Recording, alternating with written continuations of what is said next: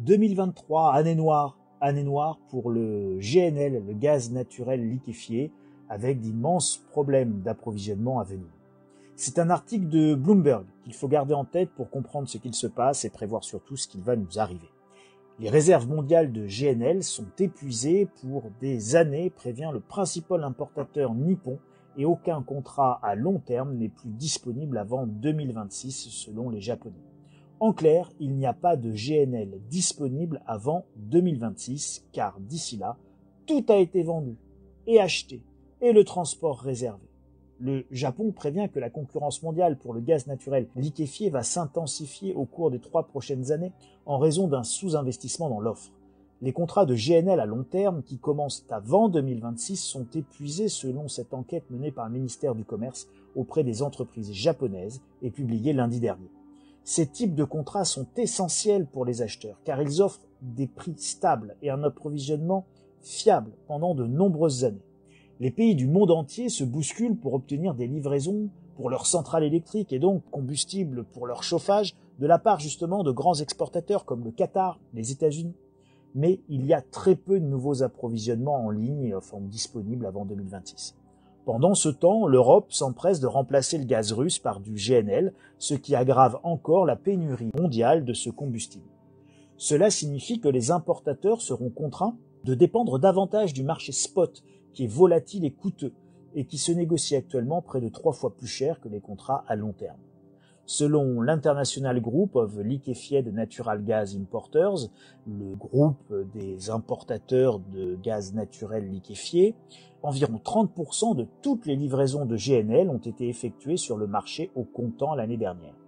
Des responsables du ministère japonais et des dirigeants de sociétés énergétiques se sont rencontrés le même jour pour discuter des plans d'approvisionnement en GNL. Le Japon est en passe de devenir le premier importateur mondial de GNL cette année et ce combustible est le premier choix du pays pour sa production d'électricité. Le manque d'investissement dans les projets d'exportation de GNL signifie que l'approvisionnement sera très serré pendant des années, selon le document même du ministère du Commerce. Si le gaz russe acheminé par gazoduc entier vers l'Europe est complètement coupé, le monde pourrait connaître une pénurie de plusieurs millions de tonnes de GNL en janvier 2025. Le Japon a pris des mesures pour renforcer sa sécurité énergétique en permettant notamment au gouvernement d'acheter du GNL non plus sur des marchés à terme, mais sur le marché au comptant, au cas où les entreprises ne pourraient pas arriver à le faire. Pour résumer, le GNL existe en quantité limitée. Il faut des terminaux pour le liquéfier, des terminaux à l'arrivée pour le déliquéfier, et donc le regazifier, et puis il faut entre deux des gros méthaniers, des énormes bateaux avec des cuves d'une très grande complexité et très coûteux pour pouvoir le transporter. Plus personne ne veut vendre son GNL à terme, à prix fixé pour dans plusieurs années, bien évidemment. Tout le monde vend au spot, c'est-à-dire à emporter, comme on dirait chez McDo, et pour une consommation immédiate, avec évidemment des prix bien plus élevés. Quand tout le monde veut du GNL en même temps et que la quantité reste globalement fixe, alors l'ajustement se fait par les prix qui explosent à la hausse. Le GNL ne sera pas en quantité suffisante là pour remplacer en Europe tout le gaz russe.